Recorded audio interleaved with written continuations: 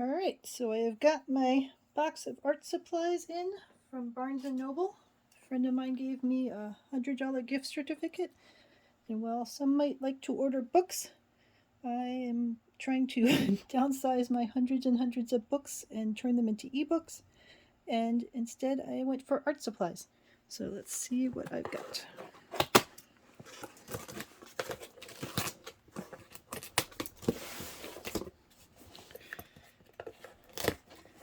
I do have a Barnes & Noble near me, but a number of the supplies that I wanted were not available locally, so I decided to go with the free shipping.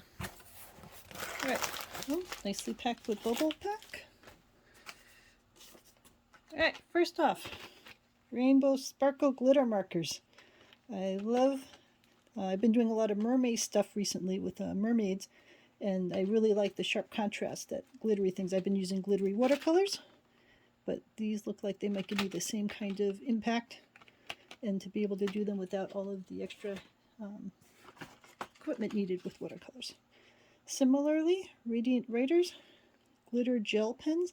I love gel pens in general. I love the way that they feel and the way they slide across the paper, so I will see how those work out. I'll put them over here. KingArt watercolor brush markers. I love watercolors. Anyone who watches my channel knows how much I adore watercolors. And while they are amazing, they are not always convenient to use. So this will give hopefully the same kind of watercolory feel, but in a more convenient, travel-friendly marker format. So we'll see how these go. And I like KingArt in general. I have a number of KingArt products.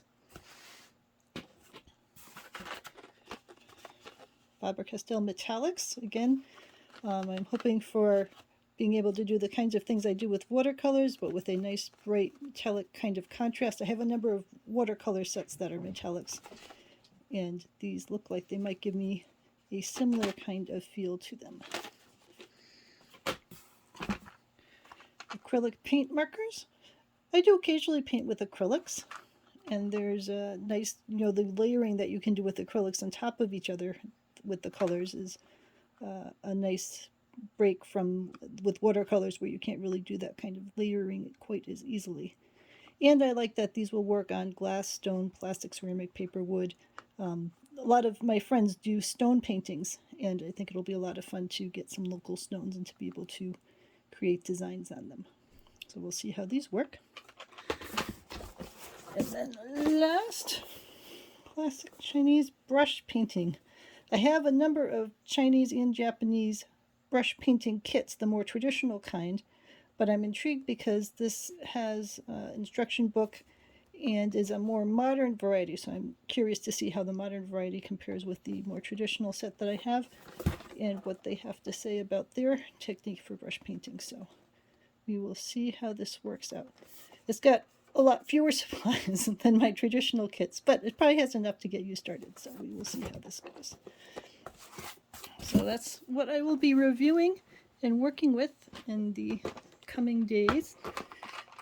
So we got Chinese brush painting, watercolor brush markers, acrylic paint markers, the rainbow sparkle glitter markers, the glitter gel pens, and then the metallics. So let me know if you have any questions about any of these, and I will be doing videos of all of these things in the coming days. So let me know if you have anything in particular you want me to try with them.